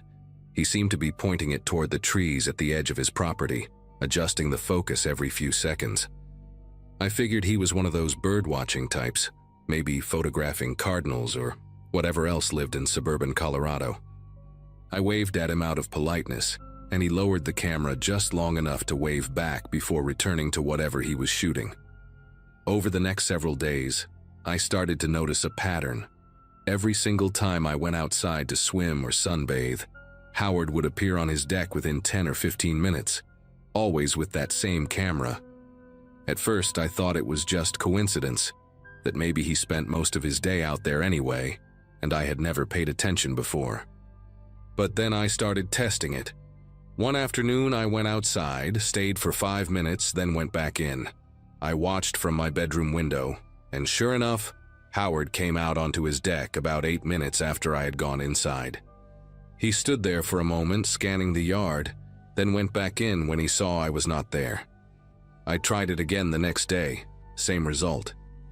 My heart started beating faster every time I saw that sliding glass door open, every time I heard the distant click, click, click of his camera shutter. I wanted to believe he was just a lonely old man with a hobby, but the timing was too perfect, too deliberate to be anything innocent. I brought it up to my mom one evening while she was cooking dinner, trying to keep my voice casual so she would not think I was overreacting. I told her about Howard and his camera, about how he always seemed to show up right when I went outside. She listened while stirring a pot of spaghetti sauce, her brow furrowing slightly as I explained. When I finished, she sighed and told me that he was probably just bored and lonely, that retired men often pick up hobbies like photography to fill their time. She reminded me that we were new to the neighborhood and should not start making accusations without proof. My dad, who was sitting at the kitchen table reading something on his phone, agreed with her. He said Howard seemed like a nice enough guy and that I was probably just not used to having neighbors so close. I wanted to argue, wanted to tell them that they did not see what I saw, but I knew they would not believe me without something concrete. So I dropped it, feeling more alone in my unease than I had before I even mentioned it. That Saturday, my dad decided to install a motion-activated security camera on our back deck. It was not because of Howard. He said it was just a smart thing to do for any new homeowner, especially with the sliding glass doors leading to the backyard. He set up the system so that any motion in the yard would send an alert to an app on his phone, along with a short video clip. I remember feeling a small wave of relief when he finished mounting it, thinking that, at least now, there would be some record if anything strange happened. The first few days of alerts were boring, just clips of squirrels running across the grass or birds landing on the edge of the pool. But then, on the 4th night after the camera was installed, my dad called me into the living room with a strange look on his face.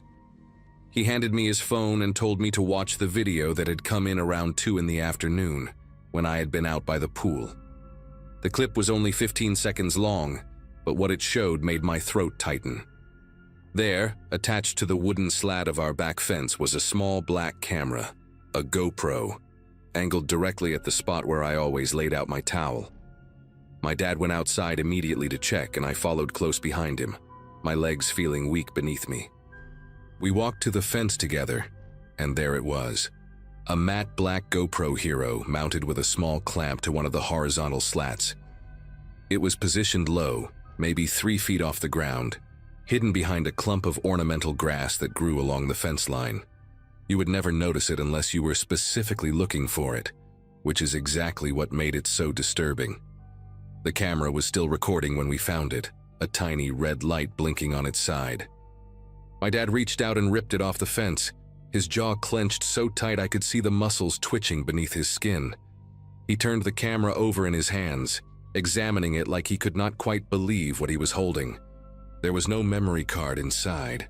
Whoever had placed it there must have been streaming the footage directly to another device.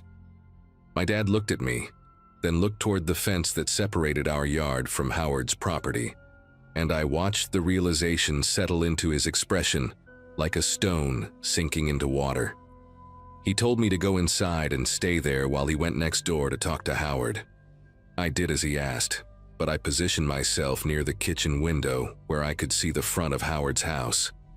My dad walked up the driveway and knocked on the door, the GoPro still clutched in his right hand. Howard answered after maybe 30 seconds, and I watched them talk on the porch. From where I stood, I could not hear what they were saying, but I could see my dad holding up the camera and gesturing toward our yard. Howard shook his head repeatedly, his hands raised in what looked like a gesture of innocence. The conversation lasted about 5 minutes before my dad turned and walked back home, his face red and his stride heavy with frustration. When he came inside, he told us that Howard denied everything. He claimed he had never seen the camera before, that someone else must have put it there, maybe teenagers playing a prank. He even suggested that we should check with the other neighbors, implying that anyone could have accessed our fence from the alley behind the houses. My dad did not believe him. not for a second, but without concrete proof that Howard had placed the camera, there was nothing more we could do that night. The next morning, my dad filed a police report. 2 officers came to our house around noon, a man and a woman who looked like they had seen their share of neighborhood disputes. My dad showed them the GoPro, explained where we had found it, and told them about Howard and his constant presence on the deck with his camera. The officers listened patiently, took notes, and then explained the reality of the situation. Without proof that Howard specifically had placed the camera, fingerprints, video footage of him installing it, or a confession, there was not much they could do. They said they would go talk to him, document the incident, and keep it on file in case anything else happened. The female officer, whose name tag read Novak, pulled me aside before they left and asked if I felt safe. I told her I did not know anymore, that I used to feel safe in my own backyard, but now I could not even look out my window without wondering if someone was watching. She nodded like she understood, gave me her card, and told me to call if anything else happened. It was a small comfort, but it was something. That afternoon I made a decision. I was not going to let Howard take away my summer, my sense of peace, my right to exist in my own space without being surveilled. I put on my swimsuit, grabbed a towel, and walked out to the backyard like I had done dozens of times before. But this time, I brought my phone with me, and I had the camera app open and ready. I laid out on the deck, pretending to scroll through social media, but really I was watching the fence line and Howard's deck through my peripheral vision. It took less than 10 minutes. His sliding glass door opened with that familiar scrape of metal on metal, and there he was, camera in hand, positioning himself at his usual spot on the railing.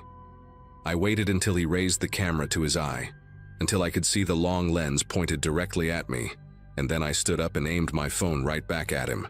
I started recording, making sure to capture his face, his camera, the angle of his lens. He noticed almost immediately. For a moment he just stood there, frozen, the camera still raised. Then he lowered it slowly, his expression unreadable from that distance, and he turned and walked back inside without a word. I sent that video to Officer Novak that same evening, along with a detailed timeline of every incident I could remember. She called me back the next day and told me she had shown the footage to her supervisor, who agreed that it established a clear pattern of behavior. Combined with the GoPro we had found on our fence, they now had enough to pay Howard a more serious visit. I do not know exactly what was said during that conversation, but I do know that 2 days later, a moving truck appeared in Howard's driveway. He did not look at our house once while the movers loaded his furniture, his boxes, his life into the back of that truck. My mom, who had finally come around to believing me after seeing the video, stood at the window and watched him leave with a grim satisfaction on her face. My dad had already consulted with a lawyer about a restraining order, but it turned out we did not need it. Howard was gone within a week, and we never saw him again. I later learned from a neighbor down the street that he had moved out of state entirely, though nobody seemed to know where. It has been almost 2 years since that summer, and I still think about it more often than I would like. I finished high school, started community college, and tried to move on with my life like nothing had happened. But sometimes when I am sitting in my backyard or walking to my car at night, I catch myself scanning the windows of nearby houses, looking for the glint of a lens or the shadow of a figure watching. I never found out what Howard did with the footage he collected, whether it existed on some hard drive somewhere or had been uploaded to corners of the internet I do not want to imagine. The police never recovered anything from his house. By the time they had enough to search, he was already gone. What stays with me most is not the fear itself, but the way it crept in so quietly, disguised as something harmless. A man with a camera, a hobby, a friendly wave across the fence. I learned that summer that the most dangerous people are not the ones who look dangerous. They are the ones who blend in, who smile at your parents, who make you doubt your own instincts until it is almost too late. I trust my gut now. I wish I had trusted it sooner.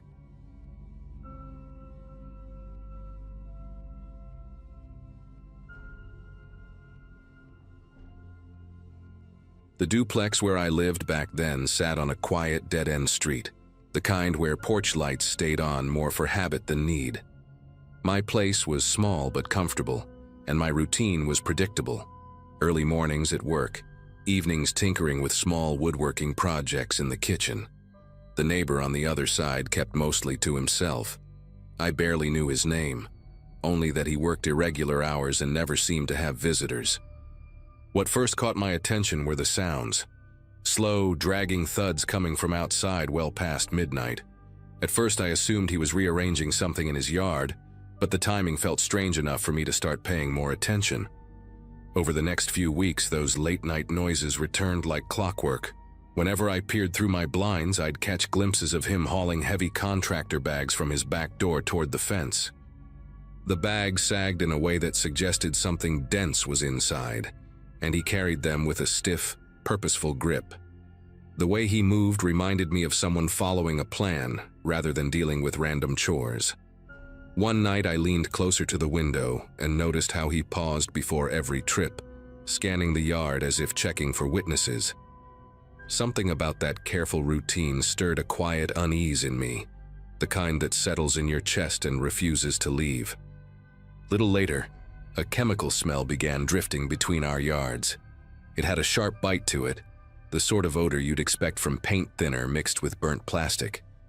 It showed up randomly, sometimes at dawn, sometimes around dinner, and lingered longer than made sense.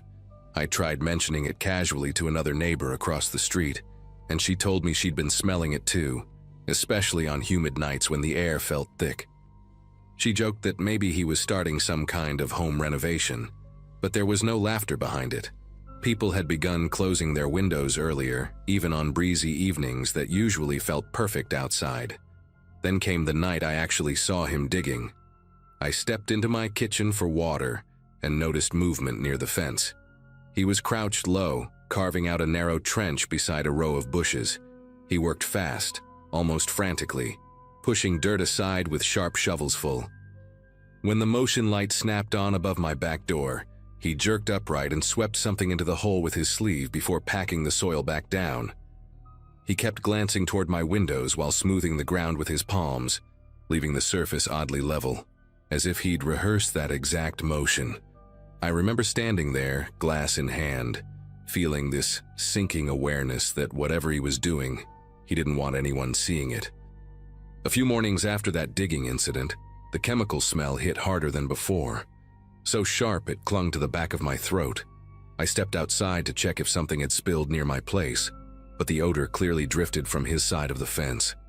That's when I noticed small scorch-like patches in the grass near where he'd been working, as if something had leaked and eaten through the blades.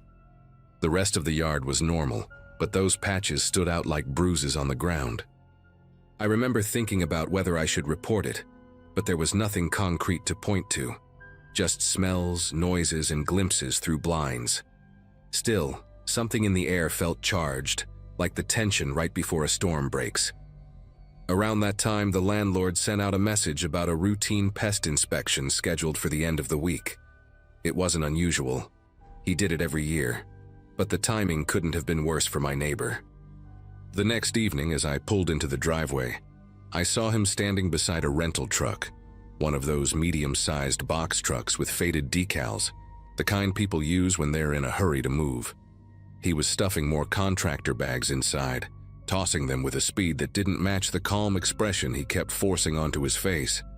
Even from a distance, his movements looked jittery, like he couldn't get the truck loaded fast enough. He didn't acknowledge me, didn't nod, didn't do anything except rush back and forth between his door and the truck.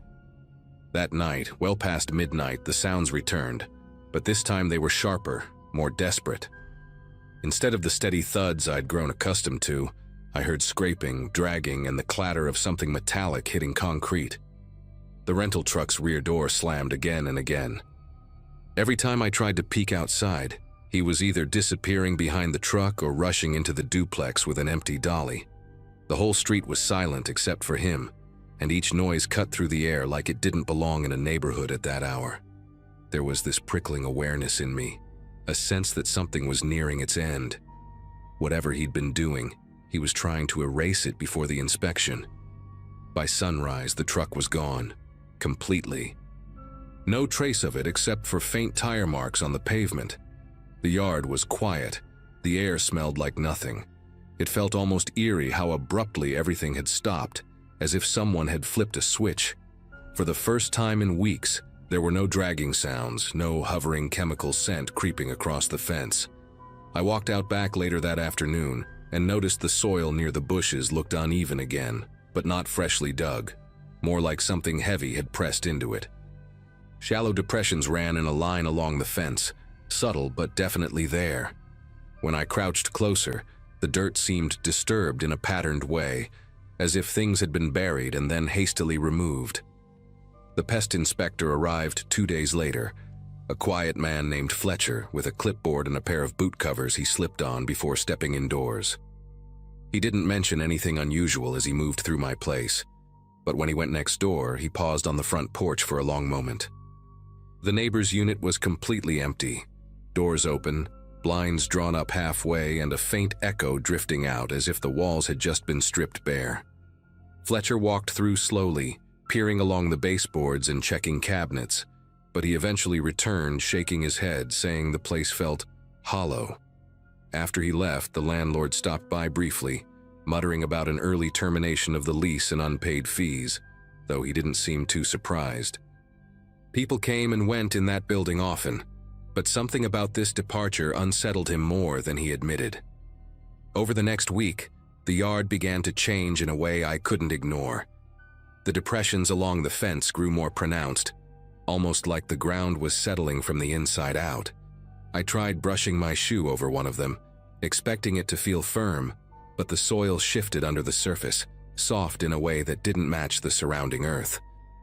A stray dog from down the street wandered into my yard one afternoon and started pawing at one of the spots, digging with this frantic enthusiasm animals get when they've picked up a scent. I had to shoo it away, but the claw marks it left behind revealed darker soil beneath, packed in uneven layers that didn't look natural. Seeing that patch exposed stirred something uneasy deep in my gut. News among the neighbors traveled quickly. Everyone had heard the late-night noises. Everyone had smelled the chemical fumes, and now everyone had their own theory. Some whispered about hazardous waste. Others pointed out the scorch patches in the grass and suggested he'd been burning something he shouldn't. A few people even wondered aloud if the bags he carried held something more disturbing. The landlord considered calling in a soil test, but after a few days of silence, he backed out, claiming the cost wouldn't be worth it unless someone filed a formal complaint. No one wanted to be the one to sign their name on that kind of paperwork. Fear hung over the street in a quiet, unspoken way. Nobody wanted answers badly enough to risk what they might find. Eventually, life settled back into its usual rhythm, but the yard never really looked the same. Every time I stepped outside, those indentations drew my attention like they were waiting for someone to acknowledge them. I never dug them up. Part of me felt I should, but another part insisted that whatever had been there was better left undisturbed. The neighbor never returned, not even to collect stray mail that piled up for weeks before the landlord finally tossed it. Sometimes on warm nights when the breeze shifts just right, I swear there's still a hint of that chemical odor drifting through the fence line. Faint, but unmistakable. I've moved since then, but the memory of those late-night bags and the silent panic behind that rushed departure stays with me. And the truth is, whatever he was hiding back there, I don't think anyone was meant to uncover it.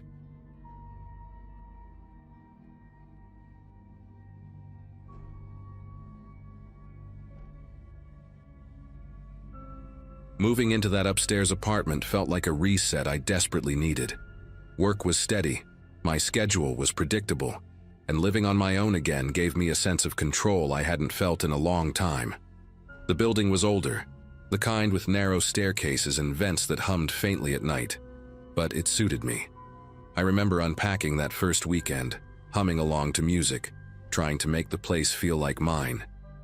The only thing that caught my attention early on was the downstairs neighbor's bass, deep, heavy, and always past midnight.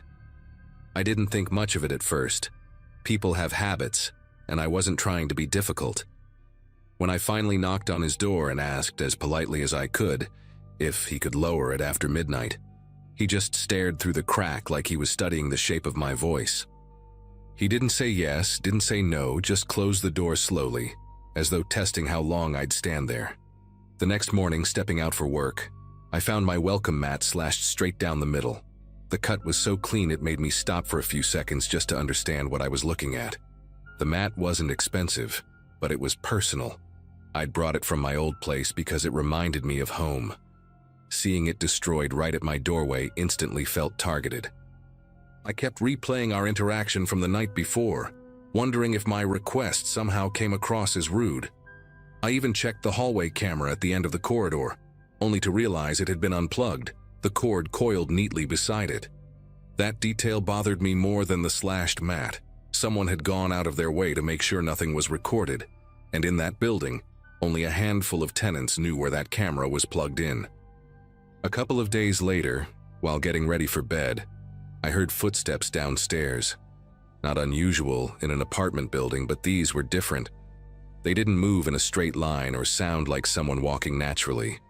They paced, slow, deliberate steps that shifted direction whenever I did. If I moved toward the kitchen, the footsteps followed along the floor beneath it. If I stopped, they stopped. I stood still for a long minute, listening, hoping it was just pipes contracting or settling, but the pattern was unmistakable. The footsteps were tracking me. I tried brushing it off as paranoia, but the sound had a weight to it, like someone dragging their feet with purpose, matching my movements with eerie accuracy. That night, at around 3 a.m., a soft knocking started at my door, gentle enough to sound hesitant, but persistent enough to keep me awake. No voice followed it. No shifting shadows under the door, just the rhythmic, quiet tapping of someone who knew exactly how to keep a person on edge. Filing a complaint with management felt like the only reasonable thing to do. I explained the noises, the slashed mat, and the knocking, hoping they'd talk to the neighbor or at least check the maintenance logs. Instead, what I got was retaliation I couldn't have imagined. That evening, while I was eating dinner, recordings of my own conversations started playing from the apartment below. My voice crystal clear, repeating ordinary things I'd said while on the phone earlier that day. The sound came through the vents, echoing upward in a warped, hollow way. I remember standing in the middle of my living room, heart racing, suddenly aware of every vent and grate in the place. I didn't even know the units shared ventilation, let alone that someone could use them like a listening system. The worst part wasn't hearing my own words. It was realizing he had chosen what to play. He picked moments where I sounded distracted or tired, as if mocking how unaware I'd been. A few days later, when I walked out to my car before work, I noticed a jagged reflection streaking across the driver's side door. At first I thought it was just dirt catching the sunlight in a weird way. But the closer I got, the clearer it became. Someone had keyed the entire side of my car, carving a message so deeply the metal curled at the edges. I hear everything. The letters were uneven, almost frantic, like whoever did it couldn't control their pressure. My first instinct was to look around the lot, half expecting someone to be watching, but the place was silent except for a distant lawnmower. I felt exposed standing there, as if stepping into my car made me part of some sick game he thought we were playing. I reported it to the landlord and the police, but without cameras or witnesses. They told me there wasn't much they could do besides take note of it. Hearing that made my skin crawl in a way I can still remember. Someone was escalating, and I was the only one who seemed to understand that. The pacing under the floors didn't stop. It grew bolder. Instead of following me only in the evening, it started the moment I got home from work. Heavy steps pressed upward from the wood, slow and methodical, making the floorboards tremble just slightly under my feet. Sometimes it sounded like he was dragging something beneath me, something coarse scraping against the subfloor. I learned the exact rhythm of his movements, the pauses he took, the way he seemed to wait for me to step into a specific spot before continuing. It reached a point where I avoided certain areas of my own apartment because standing over them felt like leaning too close to a stranger's ear. Nights became impossible. The soft knocking at 3 a.m. never stopped. It only grew more confident, almost impatient, tapping in quick bursts like he expected me to answer. One evening, while lying in bed and trying to ignore the faint shuffling beneath the floor, I heard something new. An exhale. A long, shaky breath rising through the cracks in the floorboards directly under my bed. It didn't sound like it came through a vent. It sounded like someone was right beneath me, separated by nothing but wood and a few inches of darkness. I sat up slowly, barely breathing, listening to the faint rasp of air pushing upward. I slid out of bed and grabbed my phone, shining the flashlight across the floor, scanning for any sign of movement. The boards looked normal, untouched, but the breathing continued until I stepped away from the mattress. Then it stopped completely, replaced by the faintest creak, like weight shifting on hands and knees. That was the moment I realized he wasn't just listening, he was moving through the crawl space directly under my room. I confronted the landlord again the next morning, practically begging them to inspect the crawl space, or at least check the locks on the maintenance access. They insisted it was sealed, that no tenant had access to it, and brushed off my claims as old building noises amplified by stress. I even showed them the message scraped into my car, but they seemed more worried about liability than my safety. That night, I pushed my bed toward the opposite corner of the room, away from the area where I'd heard the breathing. It didn't help. The shuffling returned, louder than before, and this time it traveled the full length of the room, stopping under every corner where furniture had been moved. It felt like he was mapping the space, testing how close he could get to each wall and piece of furniture. At one point, a sharp crack jolted through the floor like a board giving under pressure. I remember whispering out loud, asking whoever was down there what they wanted. Of course, there was no answer, just the slow retreat of movement sliding back into the dark. 2 nights later, I caught the first clear sign that he was no longer satisfied with staying beneath the floor. At around 2 a.m., I heard a subtle but steady thumping inside the wall near my bedroom door, too rhythmic to be plumbing, too deliberate to be settling wood. It traveled vertically, like someone climbing between the studs. I walked into the hallway and pressed my ear gently to the drywall, and there it was again, a faint scritching, followed by another thump, then a dragging sound moving upward. The space between those walls wasn't wide enough for a person, at least not comfortably. Yet the noises fit the size of someone determined enough to squeeze through anything. When the thumping reached eye level, I stepped back instinctively. A small puff of drywall dust drifted out of a barely visible gap at the baseboard, as if the pressure from inside had forced it loose. That was when I grabbed my bag and slept in my car, because whatever line he'd been creeping toward, he had finally crossed it. The next morning, after barely sleeping, I returned to the apartment with a maintenance worker who reluctantly agreed to check the crawlspace and walls. He unlocked the panel behind the laundry room, a panel I hadn't known existed, and the smell that drifted out was stale and metallic, like rust mixed with something sour. He shined his flashlight inside, and I held my breath waiting for him to confirm what I already feared. The beam revealed flattened insulation, scattered food wrappers, and deep indentations in the dust where someone had clearly been crawling on elbows and knees. The worker didn't say much. He just muttered that the access had been tampered with, and that he'd report it. But what unsettled me most wasn't the trail. It was the imprint of a palm near the opening, pressed so hard into the dust that every crease was visible, as if whoever made it paused there often listening. That evening I started packing without telling anyone. I didn't care about breaking the lease or losing the deposit. I just wanted distance from that building. While taking a last box to my car, I noticed movement in the downstairs window, the faint outline of a man standing perfectly still behind the curtains. I couldn't make out his face, but the shape of his body didn't shift, not even slightly. It was as if he'd been waiting the whole time for me to look in his direction. I turned away quickly and kept walking, but a soft tapping started behind the glass, barely audible from outside. It wasn't aggressive. It was the same slow rhythm I'd heard at my door at 3 a.m., like he wanted me to know he recognized the moment I decided to leave. My legs felt weak as I reached the car, but leaving was the only thing that made sense. I drove to a friend's place across town and refused to go back alone. By the end of that week, I had moved out completely. I didn't retrieve the final few items left in the kitchen cabinets, didn't check the mail slot one last time. None of it felt worth stepping back inside.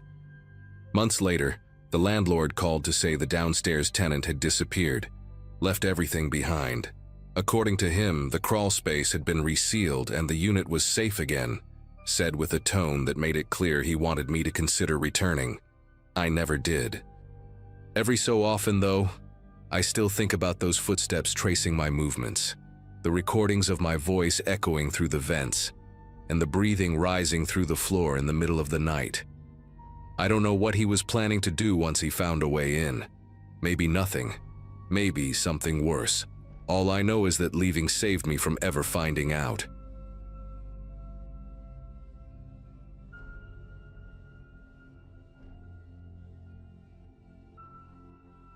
Most of that year had been pretty uneventful for me. I was working long shifts at a small print shop, keeping to myself, and trying to save enough money to move out of the old apartment building I'd been stuck in for far too long. The place wasn't dangerous, just worn out. Thin walls, flickering hallway lights, and a constant smell of burnt toast drifting up from a unit downstairs. Around that time, one of my neighbors, a quiet guy named Evan, lived right across the hall from me.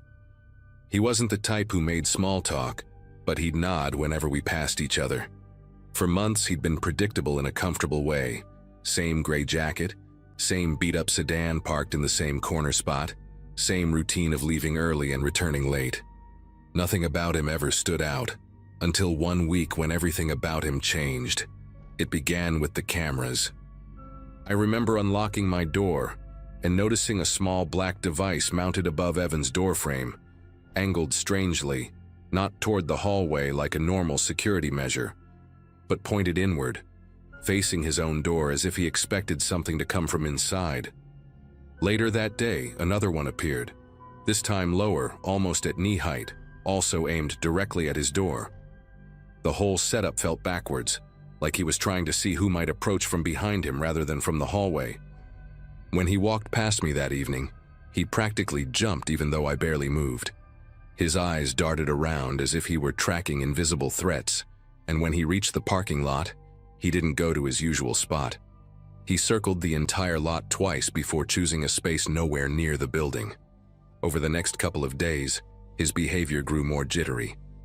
He'd pause at his door before unlocking it, pressing his ear against the wood as if listening for movement inside.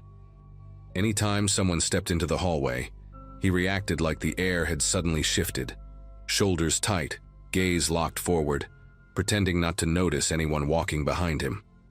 One afternoon, I came home early and saw him swapping out one of the cameras for an even smaller one, something almost hidden against the trim. His hands moved quickly, like he'd done it 100 times, but his breathing sounded uneven. He didn't even acknowledge me. Instead, he muttered something under his breath, just a few scrambled words I couldn't make out, and slipped back inside. Things escalated late one night when I woke to frantic voices echoing through the hallway. Not shouting exactly, but hurried and intense, like people trying to keep an argument contained. I cracked my door open just enough to see several men standing outside Evan's apartment. They weren't dressed in uniforms, but something about the way they moved felt coordinated. Heads tilted the same way, backs straight, scanning the hallway with short, sharp glances. They knocked on Evan's door and called him a name I'd never heard before, a name that didn't sound even remotely similar to Evan. Their voices carried a strange mix of impatience and certainty, like they knew he was inside. When one of them spotted me watching, the entire group went silent. They didn't threaten me, didn't say a word. They just stepped back, exchanged looks, and vanished down the stairwell so quickly it barely felt real. By the next morning, the hallway felt different, emptier somehow, as if the night had peeled something away. I knocked gently on Evan's door before leaving for work, more out of concern than curiosity, but the sound echoed without any response. When I came back that afternoon, the cameras were gone. Not just removed, but completely stripped away, leaving faint outlines where the adhesive had been. Through the crack beneath his door, I no longer saw the thin line of light he usually kept on. The place felt hollow. The following day confirmed it. Movers carried out the last of his belongings in silence, and by evening the apartment stood entirely bare. No furniture, no bags, no stray items forgotten in a rush, just a spotless, empty unit that looked as if no one had lived there at all. The building should have settled back into its usual rhythms after that, but it didn't. 2 nights after Evan's sudden disappearance, a strange metallic sound woke me up, something like someone testing a doorknob with the patience of a lockpicker. I sat up, listening. It wasn't my door, it came from across the hall. Footsteps moved slowly, deliberately, stopping and starting in irregular intervals. I opened my peephole just enough to see 3 silhouettes in the hallway. These weren't the same men from before. Their posture, their clothing, even their presence felt different. Less organized, more restless. One of them knelt by Evan's old door while another drifted toward the mailboxes, inspecting each lock with an unsettling calm. At first, I thought they might be new tenants who'd gotten the wrong unit, but they carried no bags, no papers, nothing that suggested they belonged there. They didn't speak to each other either. Every movement seemed purposeful, as if they had instructions they didn't need to repeat out loud. The one at the door pressed his ear against it, not in a curious way, but like someone confirming whether a long-lost echo still lived behind the wood. When he pulled back, he tried the handle slowly, deliberately, before giving a small shake of his head.